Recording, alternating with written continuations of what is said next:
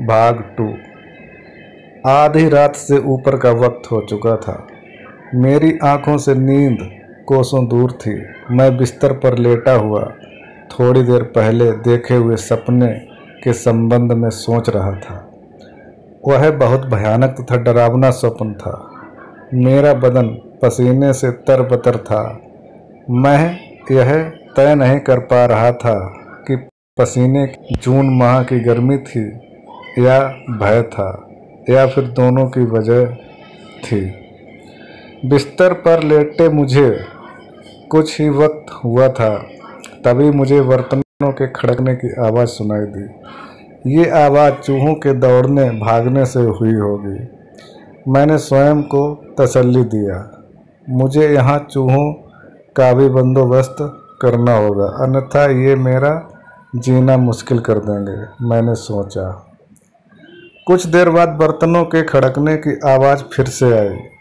इस बार मेरे कान खड़े हो गए। यह चूहों के चलने से उत्पन्न आवाज़ नहीं हो सकती, यह कड़छी चलने की आवाज़ थी। सब्जी भूनते समय कढ़ाई में कड़छी चलाने पर जैसी आवाज़ होती है, यह उसी तरह की आवाज़ थी।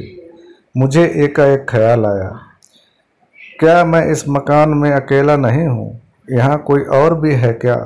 यदि हाँ, तो वह कौन है?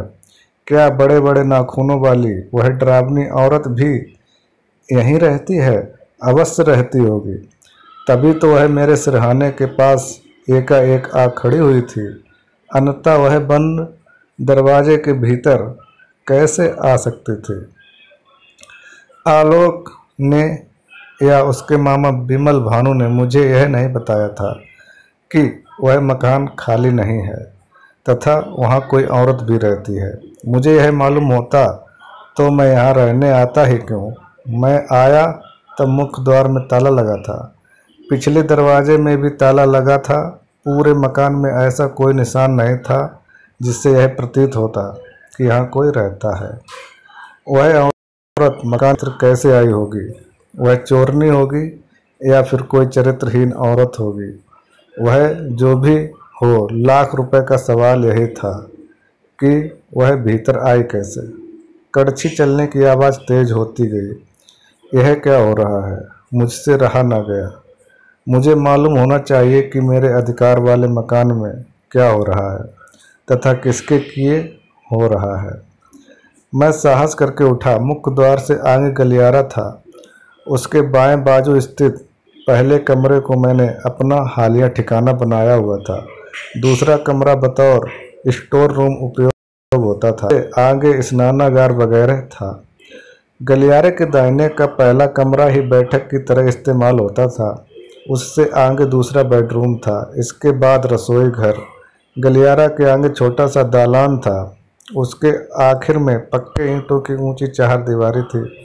मकान से बाहर जाने के लिए पिछले दीवार में भी एक दरवाज़ा था। बिजली होने के बावजूद मैंने हाथ में टार्च लिया और फिर गलियारे में आगे बढ़ा। कढ़ाई में कड़छी चलाने की वह आवाज़ निसंदेह किचन से ही आ रही थी। किचन का दरवाज़ा तब खुला था। मैंने चुपके से भीतर झांका। चूल्हे में आग जल रही थी।